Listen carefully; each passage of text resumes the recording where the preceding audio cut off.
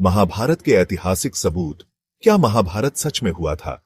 नमस्कार दोस्तों, स्वागत है आपका मेरे साथ एक और रोमांचक सफर में, जहां हम इतिहास के पन्नों को पलटेंगे और महाभारत के रहस्यों से पर्दा उठाएंगे।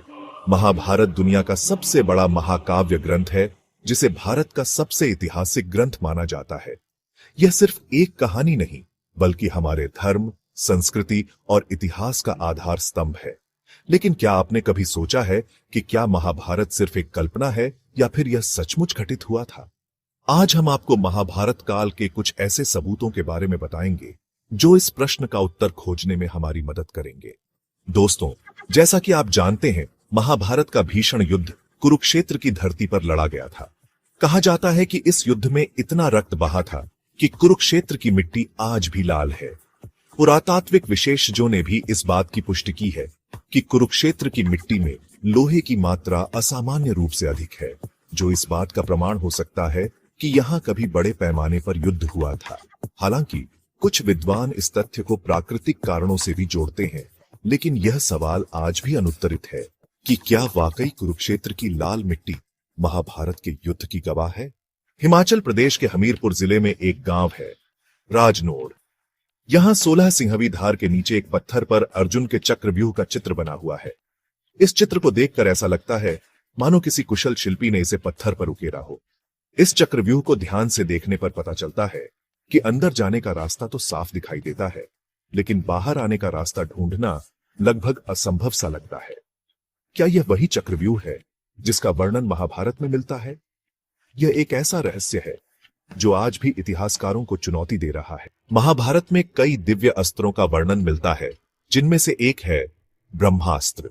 इस अस्त्र को इतना शक्तिशाली बताया गया है कि यह पूरी दुनिया को नष्ट कर सकता था।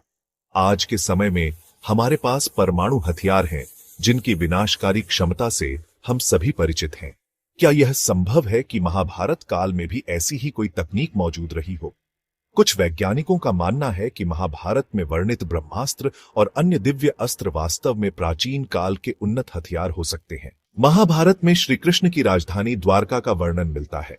यह नगरी समुद्र के किनारे बसी हुई थी और अपनी वैभवशाली संस्कृति के लिए प्रसिद्ध थी। कहा जाता है कि महाभारत युद्ध के बाद यह नगरी समुद्र में डूब गई थी। आपको जानकर हैरानी होगी कि गुजरात के तट पर समुद्र के नीचे एक प्राचीन शहर के अवशेष मिले हैं। पुरातत्व विभाग के अनुसार यह शहर हजारों साल पुराना है और इसकी बनावट द्वारका नगरी के वर्णन से मिलती जुलती है। महाभारत में वर्णन मिलता है कि युद्ध के बाद पांडव भगवान शिव से क्षमा याचना करने के लिए हिमालय गए थे। कहा जाता है कि भगवान शिव ने पांडवों को केदारनाथ और पशुपतिनाथ के रूप में दर्शन दिए थे।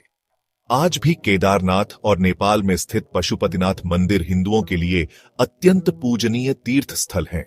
क्या यह संयोग है कि ये दोनों मंदिर महाभारत से जुड़े हुए हैं? तो दोस्तों, ये थे कुछ ऐसे प्रमाण जो महाभारत के ऐतिहासिक होने की ओर इशारा करते हैं।